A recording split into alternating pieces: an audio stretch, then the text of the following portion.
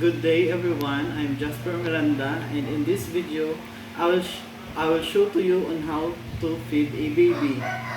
So a good position when feeding a baby is upright position, so just like this. And the position of feeding bottle should be 45 degrees angle.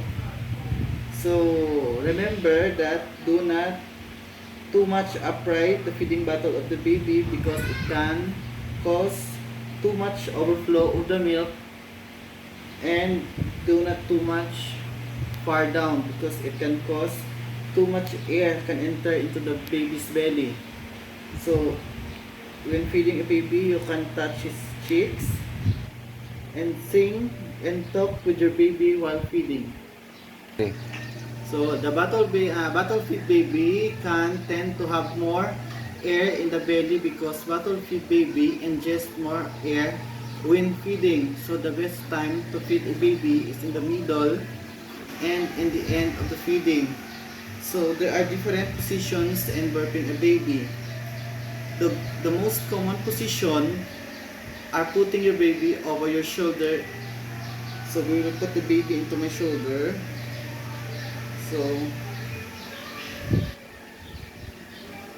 pat him and rub her back so that baby can burp. So just like this.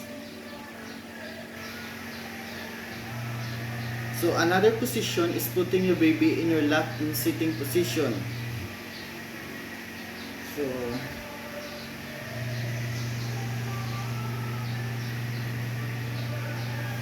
So we'll sit the baby into my lap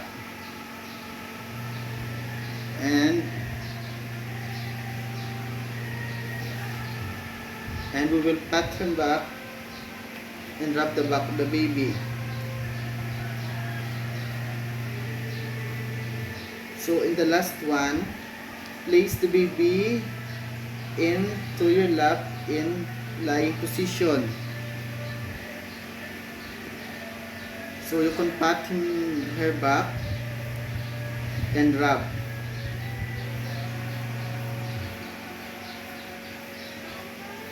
So that's it.